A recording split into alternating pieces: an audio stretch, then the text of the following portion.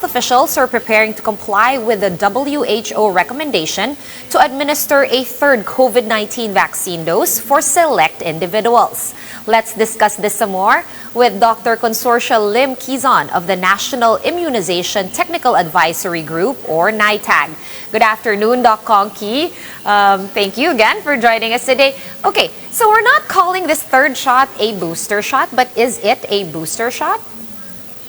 It's a third dose, okay? I don't know if our viewers already know the difference of a third dose versus a booster. It means after so many researches and after deliberations, the experts will give us official recommendations on the third dose, which means we thought we already are complete or fully vaccinated with just 2 doses. Yung pala, we might be needing a third dose. This is versus a booster dose, which means next year or after so many months.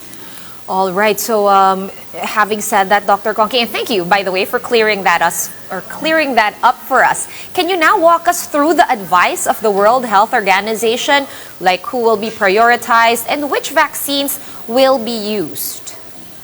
Actually, for the NITAG, you know, our recommendation is we will prioritize the A1 healthcare workers, and then for A2, it's the elderly senior citizens. Remember that seniors natin start at 60 above, right? So our priority would be 70 above. You know, the operative word is always trying to prioritize because we really don't have enough vaccines for everybody. Right. With regard to the timetable for the rollout of the third shots, Dr. Conky, have you discussed this already with other agencies? And if so, how are preparations going? Actually, the deliberations, the formal recommendation and deliberation from the WHO SAGE is expected in November. So as soon as the formal recommendation comes out, then we start giving the third dose. And I believe that HTAC and the DOH are already preparing for this eventuality. So kung halimbawa, pag lumabas na yung talagang official recommendation, we start in November. Right. Dr. Conky, from your point of view, how did the pilot vaccination of minors, or how is it going so far rather? Do you have any information whether or not there really had been any adverse reaction with regard to the age group? I understand, of course, that it's just those 12 to 17 with comorbidities that are up first.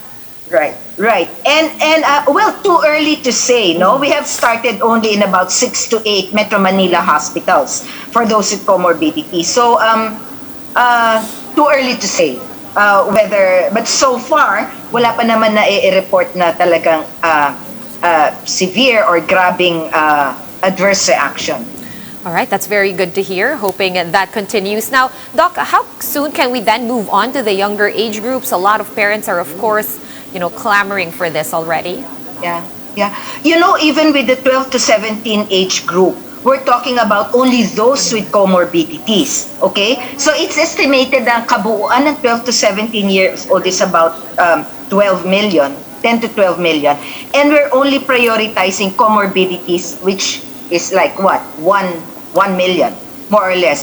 So we're not even talking yet of the younger than 12 years old, because as I said, as of now, parang 10% lang ng total 12 to 17 ang ma-accommodate or prioritize, which is specifically those with comorbidities. All right, so quite some time pa before that younger age group gets their turn at vaccination. Now, Doc, just a quick follow-up.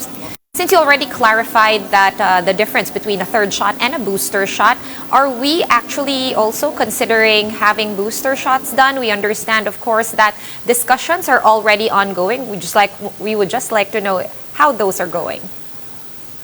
With the booster shots? Yes. Yeah. Well, as soon, the thing is, the science should come first, right?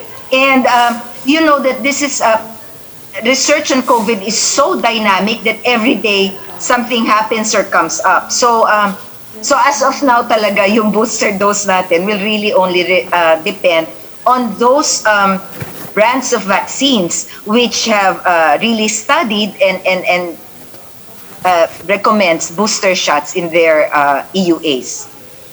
All right, thank you so much, as usual, for answering all our questions, Dr. Consorcia Lim-Quizon, member of the NITAG. Well, I Yes, have Doc. just one more. Yes, just one yes. more, please, if I may. May I please remind everybody that for the vaccination for the 12 to 17 with comorbidities, we're only talking about 2 vaccines, Moderna or Pfizer. The rest of the other vaccines are not yet, no studies, not enough studies to say that they can be allowed for the pediatric age group. All right, thank you so much for clearing that up as well. So ongoing right now for 12 to 17-year-old age group vaccination, just rolling out Moderna and Pfizer's vaccine. Thank you for that information, Dr. Consorcia Lim-Quizon of the National Immunization Technical Advisory Group, or NITAG. Thank you, Doc.